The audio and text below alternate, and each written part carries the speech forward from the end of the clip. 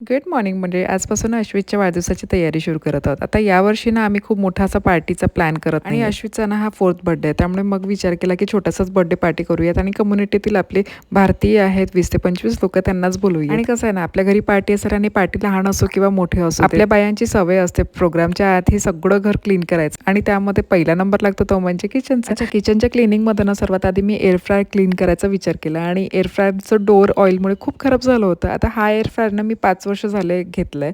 पण आतापर्यंत मला कल्पना नव्हती की याचं डोअर रिमूव्ह करता येतं. सो एअर फ्रायरचं डोअर रिमूव्ह करून छान त्याला वॉश करून घेतलं मी. शिवाय माझ्याकडे खूप वर्षापासून हा छोटासा चॉपर होता. काल परवा त्याचा लीड खाली पडला आणि त्याचा लीड ब्रेक झाला. तर हा मागच्या वर्षी ना मी फूड प्रोसेसर घेऊन ठेवला होता. तो यूज करायला काढला नव्हता कधी. तर मग स्पेशली पार्टीसाठी तर त्याची गरज आहे म्हणून मग म्हटलं की बाहेर काढून आता त्याला यूज करायला घेतला. चला, मुलांची शाळा सुरू झाली आहे आणि मुलांची शाळा सुरू झाली की त्यांना लागतं त्यांचं स्नॅक्स. सो त्याचं स्नॅक्स ड्रॉवर मी आज फुल करून आणि भारताप्रमाणेच ना अमेरिकामध्ये पण गणपती बाप्पांचे आगमन झालंय बरं. आणि दरवर्षीप्रमाणे यावर्षी सुद्धा माझ्या मैत्रिणीने आम्हाला आमंत्रित केलं होतं गणपती बाप्पांचे दर्शन करण्यासाठी. सो आम्ही तिथे आलो होतोच.